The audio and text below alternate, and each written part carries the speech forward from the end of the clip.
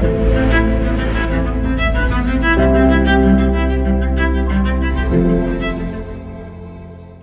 guys, Sabri Subi here, and welcome to this module called Valley of Kings. And today's training is about specifically focusing on the end outcome that we are trying to achieve, where we're trying to get to, before we dive into the specific strategies and tactics of how to grow our traffic and then get more leads and convert those leads into actually high-paying clients. Because the truth is that none of that stuff matters if we are not clear on the destination that we're trying to arrive at. So let's look at what we'll be covering in today's training. We'll be going through starting with the end in mind, then third wave lifestyle design, the North Star, the golden ratio, and also the weighing of souls. The process for the Valley of Kings is really to start with the end in mind, because what I see far too often in business is that a business owner or an entrepreneur will start a business without really thinking about exactly what it is that they're trying to do and what they're trying to achieve and where they are trying to go. And therefore, they are not optimizing for an outcome. Like wanting to grow your business is not starting with the end in the mind, or just saying, I want to just grow my business till I've got 1,000 customers and $1 million in revenue or $10 million. What is that for? What is the actual end destination that you're trying to arrive at, and actually why? Why are you trying to get there? So what I like to do in any situation is to start with the end in mind, and that is, where am I trying to go? That's the question that I ask myself. What is it that I'm trying to achieve? Because once I know this, I can then map out a route of how to get there. But without getting clear on this, you simply can't optimize for the outcome that you want, because you're not feeding your subconscious the inputs it needs in order to help you manifest it. If you don't know what it looks like, what does that promised land look like, how do you know how to get there? How can you even create a plan to get there? Because you don't even know where you're trying to get to. So you really need to put some serious, deep thought into where it is that you want to go. This isn't something that you want to rush into just so you can rush into all the sexy marketing stuff or running Facebook ads or the funnels and all that stuff we'll be covering in this program, because none of that shit matters without this, right? This is the single most important thing in the whole of business. I know that's a big statement to make, but it's true, because this is what all the activities and the actions that you take every day are going towards. And if you're not clear on where you're trying to go to, then none of that stuff matters. You're just violently executing on stuff blindly and spinning around in a room, and you don't know where you're trying to go, and it just doesn't make any sense at all.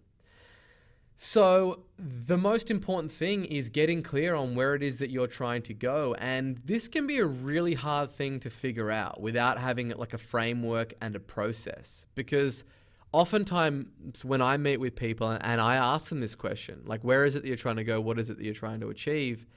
They generally regurgitate some stuff that isn't the destination. It's more so things that they're trying to attain or individual key milestones, but it's not the actual destination. So let me run you through my process of how I figure this out. And it's using something that I call third wave lifestyle design. Now, when most people think of lifestyle design, they think of a beach and a hammock and just doing nothing all day, just sipping pina coladas. But people find out very quickly, if they've ever been in a position to do that, that this all sounds really good, but it gets old very quickly. And it isn't really a fulfilling life that results in you living up to your full potential. Then you have the second wave. And the second wave lifestyle design is about hustle, hustle, hustle, just keep grinding and working until blood starts dripping from your eyes. And sleep doesn't matter. You just need to hit more coffee and just work hard, play hard, go, go, go, go, go, hustle, hustle, hustle. There's no importance placed on like renewal rituals or sleep or diet or exercise. Now, that shit is a recipe for disaster. Don't get me wrong, like I work incredibly hard and I firmly believe that nothing great is possible without a lot of hard work. However, third wave lifestyle design is the most superior method for the art of living. Now, let me ask you, when was the last time that you sat down and actually designed your perfect lifestyle rather than have like the demands of your everyday life dictate how you live your life? Like, when was the last time that you sat down and actually planned it? If you're like most, you might have never ever done this before. Third wave lifestyle design is just that. Like an architect, it's about sitting down and designing the ultimate life that you want. Most people structure their life around working 5 days a week, and then they indulge in some forget the work week behavior, like getting drunk or taking drugs or smoking weed and doing all types of stupid stuff, right? Their life isn't designed and built properly because who in their right mind would design a life where only 2 days out of 7 are enjoyable? It literally makes zero sense. So let's take a look at how the average person spends a working day. 32% of their time goes towards sleeping, which is 7.6 hours. Then 37% of their time is working and related activities, which is 8.8 hours. 2.5 hours is like leisure and sports. 1.1 hours or 5% is household activities. 1.1 hours or another 5% is eating and drinking. Another 5%, 1.2 hours is caring for others. And the other 7%, 1.2 hours is just on other erroneous kind of tasks, right? So 10% of your entire day is spent on leisure activities. This is a horrible way to live, right? So if you could design your life, what would it look like? The problem with that question is that when you sit down and try to do this, it's a daunting task and it's usually not a very productive exercise because it's just such a big question, right? Like, what does the ideal life look like? What would you be doing? There's just so many different moving parts. So instead, what I found works a lot better is to ask yourself, what does the perfect day look like? It's a lot more tangible, real, and actionable. And it's a lot easier to break down 24 hours than it is like your entire life. And that way, we're reverse engineering your dream life because the days are going to make up the weeks that are going to make up the months. They're going to make up the years. They're going to make up the decades that are going to make up your entire life. So the first building block is really the day, right? Like, what does the dream day look like? So what does that perfect day look like for you? And it starts with asking yourself questions like, what time do you wake up? Do you wake up with alarm or no alarm? How many hours of sleep do you get per night? Like, do you know what is the optimum amount of sleep for yourself that you function on, that you would like to get every single night if you were sitting down and planning out the perfect day? What do you do as soon as you wake up? Do you go for a workout, for a run? Do you take your kids for a walk or the dog? Do you meditate? As opposed to just like checking your phone and diving straight into work, bushfires and emails and social media and all the chaotic blizzard of activity that is that stuff. What do you eat for breakfast? Where do you eat it? Is it at a cafe? Is it at home? Do you go out, with your husband or with your wife or with your partner, or whoever that may be? And do you sit down and have an enjoyable breakfast with them? Or do you rush off to work? Or do you never get to see your partner? What time do you start work? And what do you choose to work on? That's a really, really important one. Having the ability to choose what you work on and not letting the squeakiest wheel get the grease. Do you know what I mean? Like looking really what it is that you enjoy working on. What are the things that you gain a lot of pleasure about when you're working on them in your business? Again, we're designing our perfect day. What projects are you working on in your business? How does that look?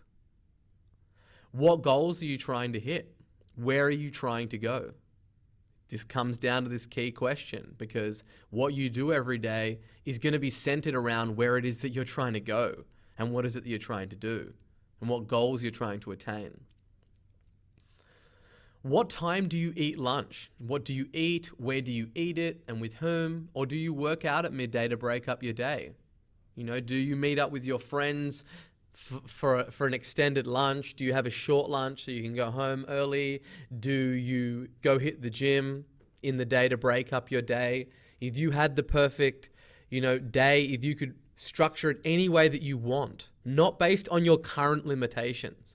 I don't want that stuff to hold you back. I want you to think about, what does the dream day look like? The perfect day for you. What would gain the most pleasure and get you the best output for where you want to go and what you want to be doing with your life? Do you have an activity that you do every day / week? Do you play golf on Tuesday afternoons, or do you take the kids for the swim, or a dog, or take your partner for a yoga class, or do you go out and do a cooking class? Whatever it is, what is it? Is it something that you do every day? Or is it something that you do every week? And what is it? How long do you do it for? Who do you do it with? What is it?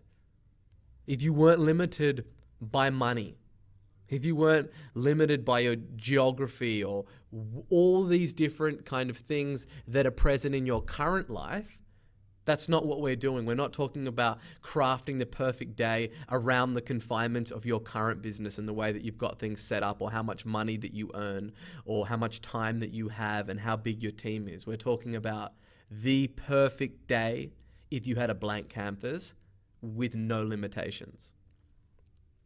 What do you choose to work on for the rest of the day after you have lunch? So after you've come back from lunch, or you've come back from the gym, what is it that you choose to work on for the rest of the day? Do you have a team? If so, who's on your team? What do they take off your plate? What is the culture like in your company? Who are these people? How much do you trust them? Are they like family? Do you love them? Do you want to look after them and care for them because they're so good to you and they help make all of your dreams a reality? These are all things you need to think about when crafting that perfect day. Who is your team? Who is it made up of? How many people are on there? What do they free you up for you to be able to work on? What time do you finish working for the day? This is a really important one. Is your work something that just, it comes with you everywhere you go? Do you finish and then close it off? Do you really enjoy finishing work? If so, that's maybe a telltale sign that you're not hugely passionate about what you're doing. But whatever it is, like, what time do you finish work for the day? Do you finish at 2:00? Do you finish at 4? Do you finish at 8? Do you finish a bit earlier so you can pick up your children or go do other activities or hang out with your partner? Whatever that looks like for you, you need to get clear on what that is. What do you do after work? Is your office close to home, or do you have a home office? What do you do? Do you commute? Is it very close by? Can you walk or ride a push bike? These are things that you want to be thinking about. What do you do to decompress for the day? Do you hit a sauna, take the dog for a walk, catch up with friends, family, kids? What does that decompression time look like for you? How are you renewing your energy? It's unrealistic to think that you can just, go 1,000,000 miles an hour forever and not have these rituals that you bake into your life that allow you to really perform at optimum levels. What time do you eat dinner? What do you eat? With whom? Who prepares it? What are you doing? Again, do you have a family dinner? Do you not have a family? Do you go out to incredible restaurants every night? Whatever that dream perfect day looks like for you, you need to architect it. You need to get clear on what it looks like. What time do you go to bed? What is your night ritual? Do you have no screens past 7 p.m.? Do you meditate? Do you watch documentaries, play board games or cards or whatever it might be? Again, get clear on having that time really documented Do you go to bed at midnight every night? Who knows? I don't know what the output might look like for you and what you would ideally like to be doing. You might be in a situation right now where you have to go to bed early. Or you might have to go to bed really late because you've got a whole bunch of admin work that you've got to do until late at night so you can be running the business during the day. Whatever it looks like, you have to think about what would be optimum for you if you didn't have a lack of resources or any of the restrictions that might be placed on you right now. Now, this is a quote by Lawrence Purcell Jacks. A master in the art of living draws no sharp distinction between his work and his play, his labor and his leisure, his mind and his body, his education and his recreation. He hardly knows which is which. He simply pursues his vision of excellence through whatever he is doing and leaves no others to determine whether he is working or playing. To himself, he always appears to be doing both. Now, I love this quote because third wave lifestyle design is really about the art of living. That's right, there is an art to living a rich life. People are always talking about work-life balance, and this concept has never really resonated with me because when people ask me, oh, Sabri, like how many hours do you work a week? I tell them from the moment my eyes open to the moment that they close at night. Because for me, there really isn't any distinction between labor and leisure. I'm deeply passionate about growing businesses and helping others start and grow businesses. This is my life's work and what constantly occupies my mind because I love what I do and the life that I live. But none of this happened by accident. I have designed my life in a way to support this and that supports me being able to live out my passion. I've got a family, I've got 2 amazing little girls, a beautiful wife, I work out my mind and my body every day, and I run a rapidly growing company with a team of 70 plus people. Now, whether I'm in the office or not, I am working. I am constantly scheming and plotting and pondering and thinking about how to get to the next level in all areas of my life. Because when the why is defined and it's big, the how becomes easy. And we've all got the same 24 hours in a day. So the excuse about time is irrelevant. If something is important to you, you will make the time. You know, I'm up at 4 a.m. making the time. I have yearly goals that are broken down into quarterly targets and then projects that go to adding up to me hitting those goals. And I work intensely for 90-day sprints. I block out all the noise. Every little hour is really itemized and allocated towards on my calendars. And then I take holidays every quarter. You know, I love traveling. I love eating at incredible restaurants. These are, photos of me taking my family to Marrakesh and going camel riding and, places that I've stayed. And I also have, I take my entire team, on all expenses holidays, to Bali and Thailand. And people ask me why? Why do you do that? And my answer to that is why not? This is my life. This is what I'm doing every day. And, I'm out there building a business that supports this life. And I want to take my team overseas. They're awesome. I love them. They do great work. And I want to celebrate in the spoils with them. And all of this stuff is really possible because I have made it possible.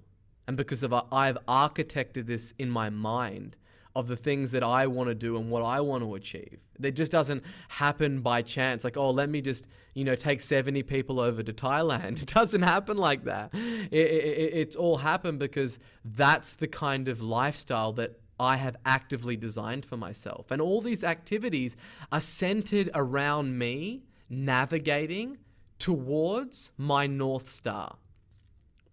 And your North Star is really your true north. It's what you're trying to optimize for and what it is that you're trying to achieve, and can be best defined by asking yourself these 3 really important questions. That is, where are you trying to go? What do you want to achieve?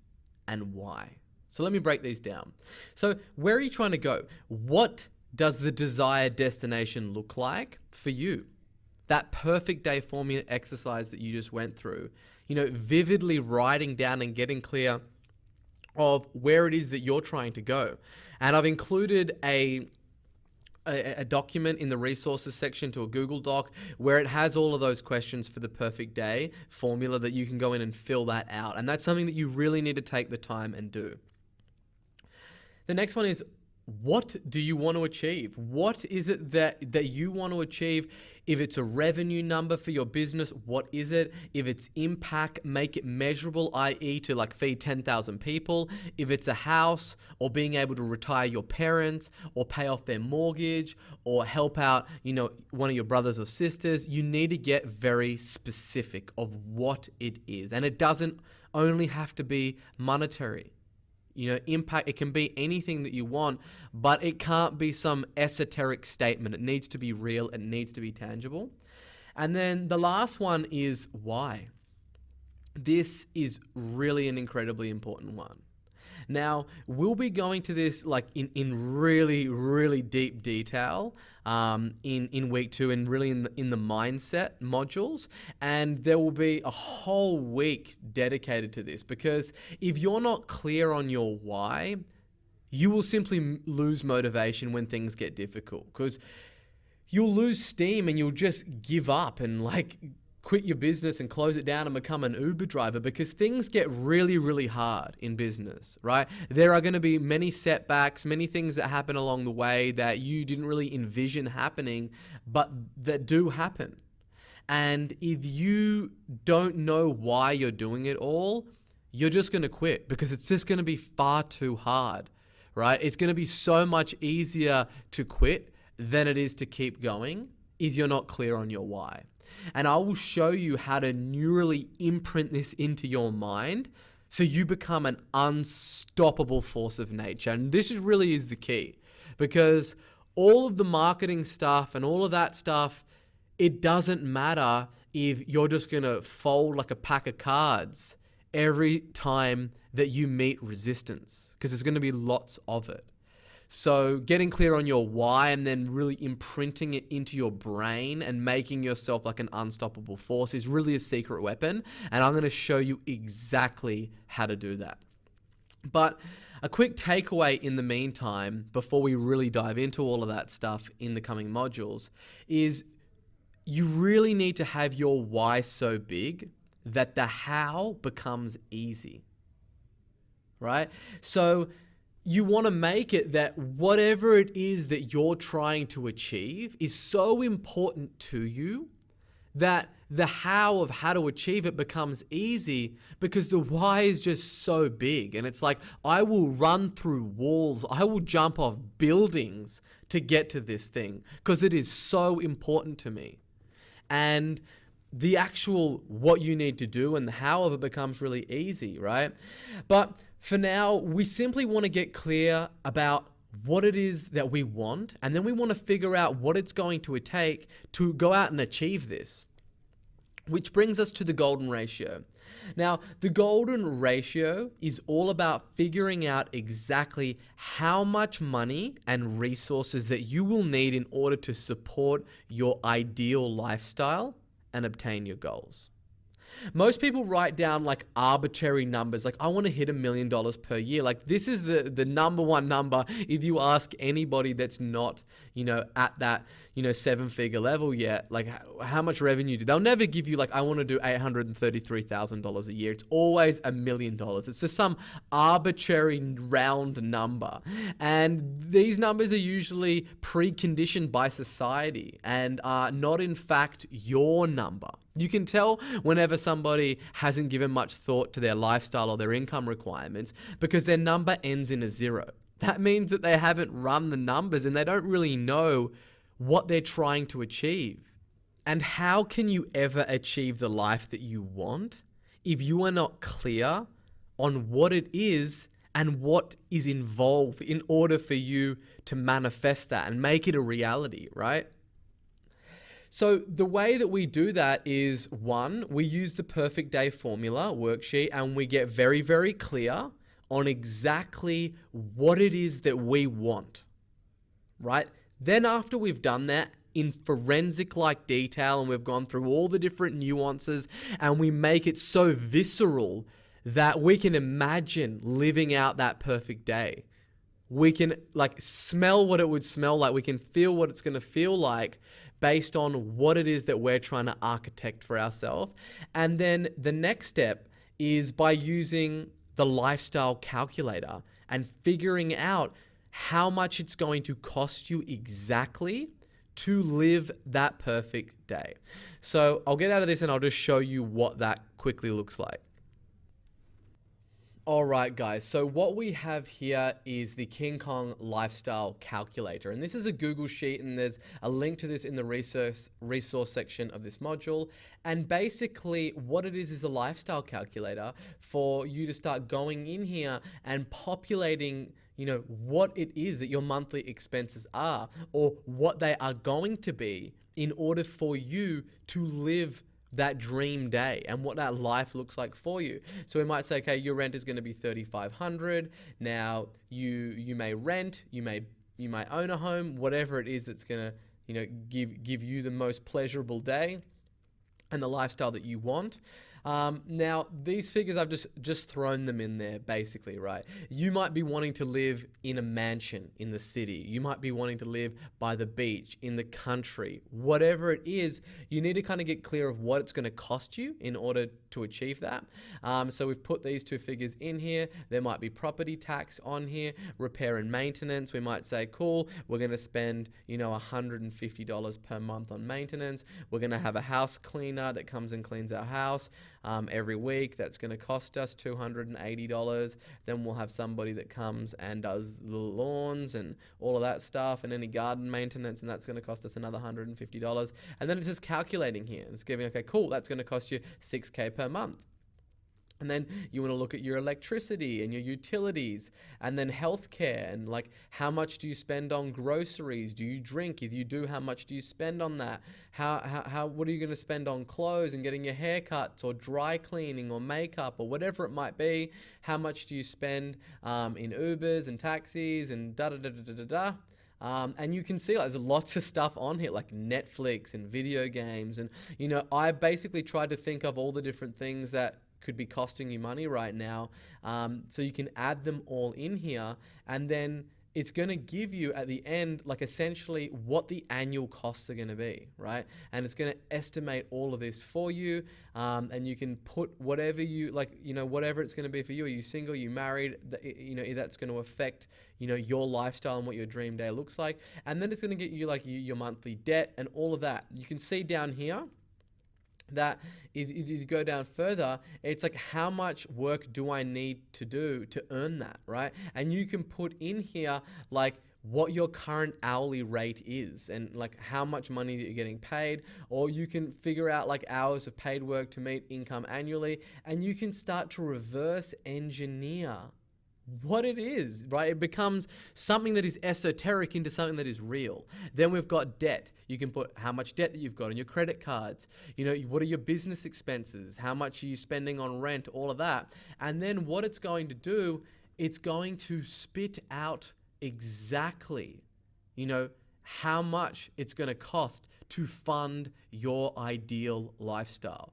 So I haven't gone in here and filled out everything. I'm going to leave this up to you guys to go down, and this will be an eye-opening experience. I can tell you right now that if you complete this, you will be in the 0.00001% of all business owners out there that has a very clear goal of what is it that they are actually trying to achieve, and how do they make that a reality? What does it cost for them to run their life when they have the ideal lifestyle and the ideal dream day? So yeah, you really want to go ahead, spend the time. I know it's not the sexiest thing, but nothing is more sexy than hitting your goals, and this thing is really going to allow that to basically become a reality. So go ahead and really, you know, after you finish this module, is go ahead and actually do it, get it done. Now, after that you have worked out your number, as I say, you need to start with the end in mind and then work backwards from that number. Now you need to think about what it will take in order to achieve this, how much revenue, how many clients you will need in order to hit that income target, and then work out how many new clients that you're going to need per month. Right? And once you've gone through all of that and you started with the end in mind and you say, cool, this is how much money that I'm going to need to earn per year in order for me to be able to fund my ideal lifestyle and live my perfect day and my dream day, then, then you can start to really figure out, okay, I need to earn that much personally. How much revenue will my business need to do? And if my business, does that amount of revenue and then I pay taxes and then I've got to pay for employees and payroll tax and all of that kind of stuff, then, how much is going to be left over? Am I going to hit that target? And this is when it brings us to the weighing of souls. And that is, once you've done your perfect day formula and have your number, you'll be left with the decision of choosing one of two options. And that is really, do I operate as a hunter-gatherer and a one-man army? Or do I become a farmer and build a battalion of soldiers to help me? Right? And that's going to basically be like, am I going to be able to achieve that lifestyle and that kind of revenue and that income just by myself? Or do I need to build something that is bigger than me in order for me to be able to reach that number? Now, hunter-gatherers feed on what business they can find. It's really feast and famine. While a business builder and a farmer, you are planting seeds and hope for a good harvest. And if you've chosen, a fertile market, a good niche, you will reap an abundant harvest. Your property and your business as an asset will go up in value. Should you choose, to leave for greener pastures, you can sell your business, living off the land. One-man army, hunter-gatherers, you have nothing to sell. You can migrate like with the changing season. And this analogy is really like, do you go like and build just a one-man army? Are you like a little freelancer, or are you a farmer? And do you really build something that's a lot bigger than just that one person and just yourself and just delivering the work yourself and getting paid, right? And living off the land, as I call it. That's a one-man army hunter-gatherer. And like, you've got nothing, there's no asset that you're really building because it's just you. But you can migrate with changing of seasons. There's a lot of things, a lot of pros to also doing like both models. And it's a really important question to ask yourself. And I can't stress enough that you really need to take the time and ponder long and hard. Don't just rush into this and say, oh yeah, I definitely want to get a sexy office and build a team. Or yeah, I love working in my pajamas from my lounge room. Because usually when you start a business, like when I started, I was working, from my bedroom. And there was a lot of pros to that, right? There was like not having to manage people. And like there's a long list of things that I'll get into in just a moment. But realistically, you don't want to think about just where you're at in this moment of time. You want to future pace and think out further of like, what does that look like? You need to think long term. Like further down the line, either when you have kids or if you already have kids or when they move out, or if you don't want to have kids when you get older and your lifestyle might change. This comes down to, really how certain that you are on reaching that North Star. Like how much do you want it, right? You need to ask yourself, how much do you really want what that perfect day looks like for you and that number that you're going to need to reach in order to fund that lifestyle. And this is going to determine which path that you walk down when you're weighing souls. So let's take a look at the pros and cons of both paths and both models. So first we'll look at the hunter-gatherer. So, you have freedom and flexibility. And it's relatively simple and stress-free. It's just yourself. There's no one else to manage. You can kind of just run your own ship and not have to really look after anybody else and worry about how they're feeling or the quality of work that they're putting. It's just yourself. low overheads, and it's highly profitable, right? You're typically working from home or some kind of co-working space, and you can really minimize the overheads and keep this thing super, super lean, where it's almost all the revenue generated is profit. And you get to mostly focus on, your craft.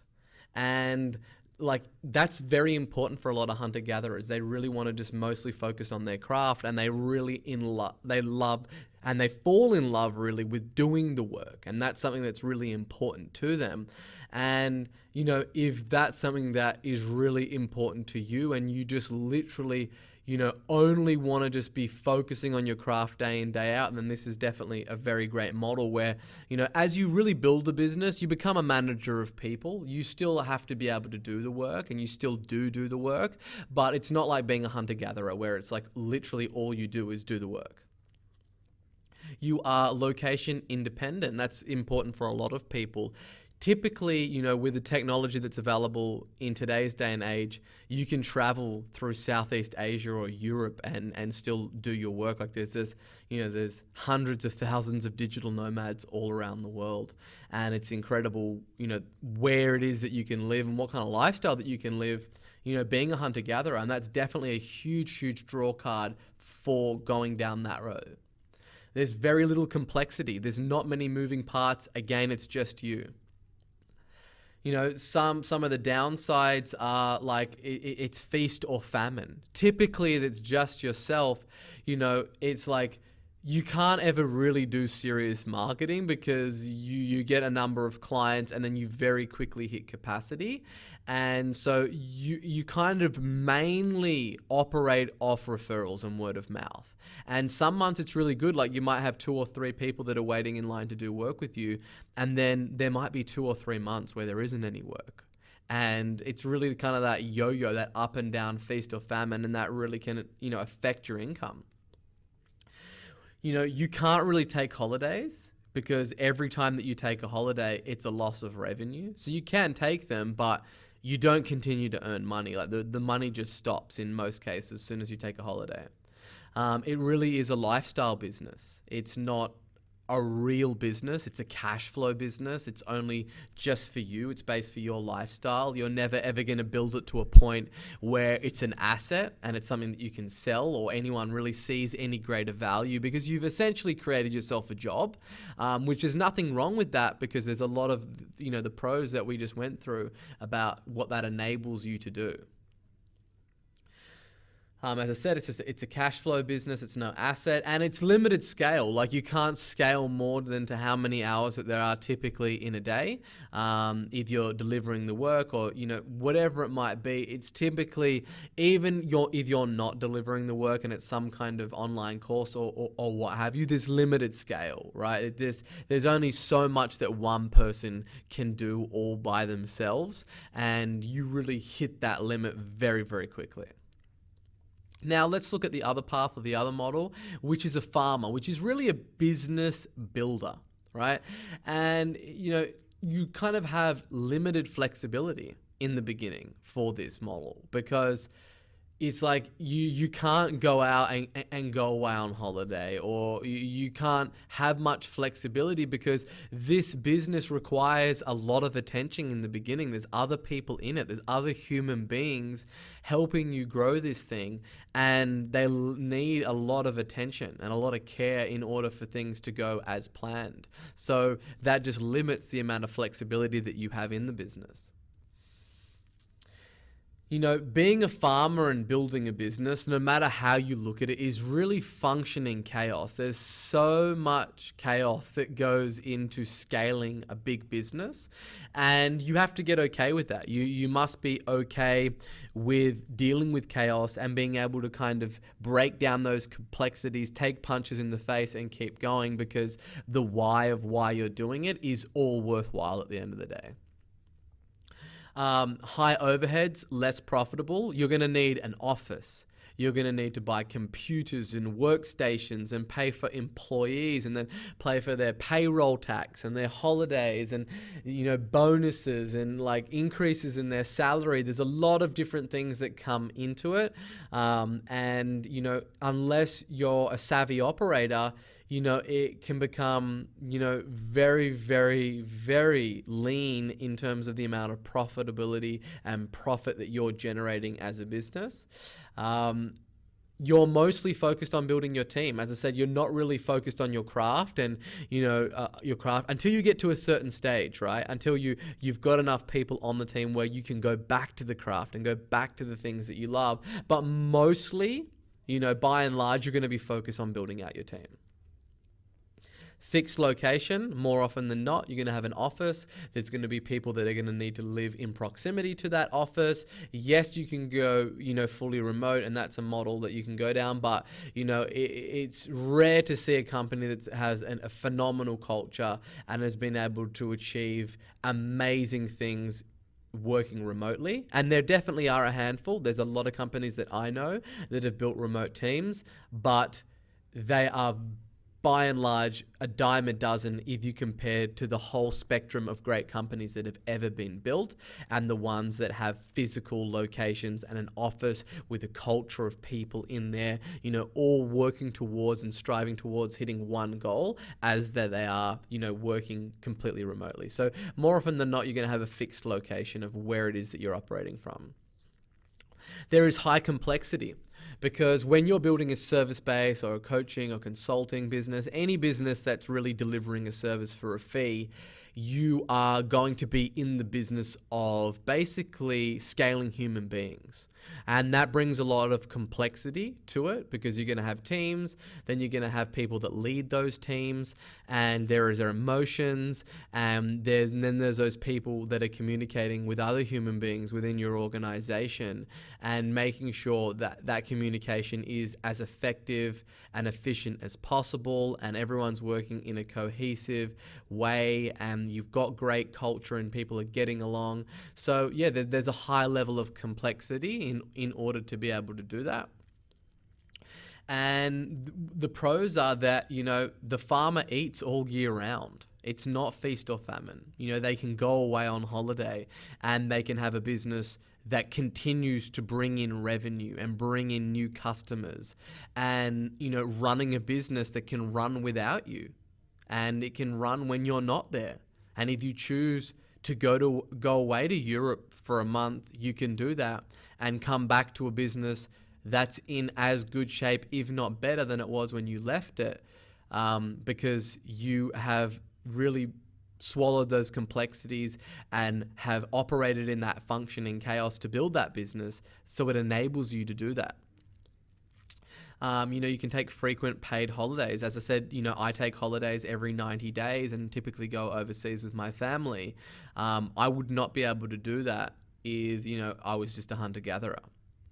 You have really built a business and not a job. There's other people in the organization that are helping you. And this is, you've really have built a business, a proper business, with other functioning people in there, and that's generating value and creating value out in the marketplace and for your clients and customers without it all being on your shoulders. It's also a legacy business. Do you know what I mean? It's something that you build for your last name, and it's a valuable asset that if you choose to go out and sell that, a lot of people find a lot of value in somebody who has been able to build a business and has all these human beings in there and have things running like a well-oiled machine. And as a result of that, if you choose to, for instance, be a hunter-gatherer for 5 years and then decide that you want to get out of that, essentially the only thing that you've gained throughout that time is the revenue that you have generated and the income that you've provided yourself, but there's nothing that you've worked towards that you can then sell for a multiple of that revenue and cash out and move on to whatever the next thing is for you with a war chest of money. It's just, those businesses, they can't be sold. It's something that is highly scalable. You can put more and more human beings into the system and keep scaling it up and ratcheting it up to that next level. And really the only limit to the scale on this is, how much of that functioning chaos that you can rein in and still have the business run in an efficient way that delivers the output of results that you are giving to your prospects and to your client, and making sure that as you scale up to all the levels, whether it's 5 team members and then 10 and then 20 and then 30 or 40 or 100 or whatever it might be, you can continue to do that as long as you still remain to give the same output and the same results to your clients.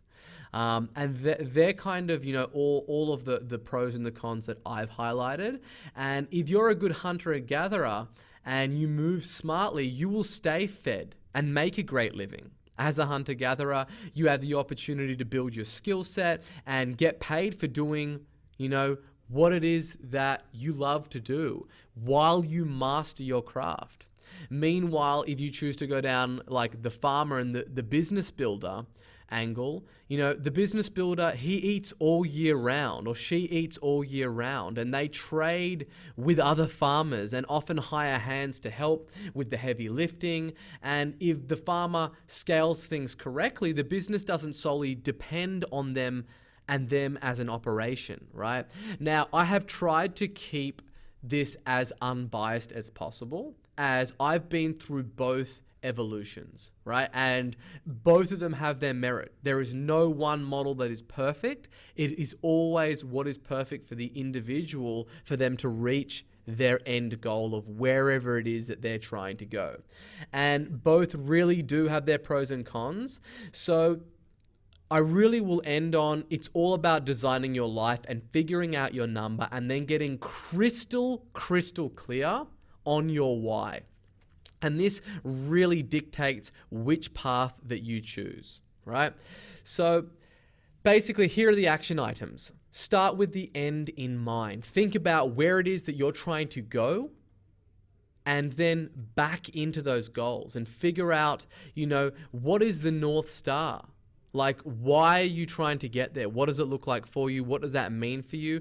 Then complete the perfect day formula and fill it out with as much detail as possible. Really make it visceral, where it gets you so excited just to read that thing, because that's exactly what you want. And if you do that and you do that, it's like through the power of auto-suggestion and looking at that and then working backwards and filling out the lifestyle calculator, then that will enable you to get crystal clear on where it is that you're going, right?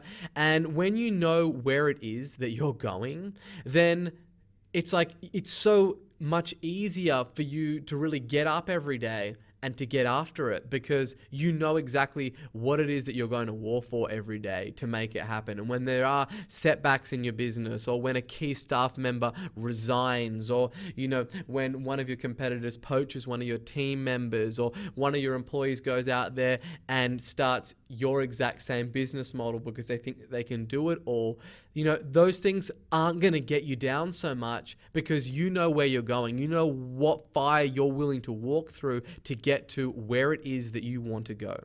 So they're the action items. The resources for this module can be found in the resources section. You got your perfect day formula worksheet in there, and also your lifestyle calculator. Please make sure that you go ahead and complete these different tasks before I see you in the next module. So go ahead and do that now, and I will see you in the next video.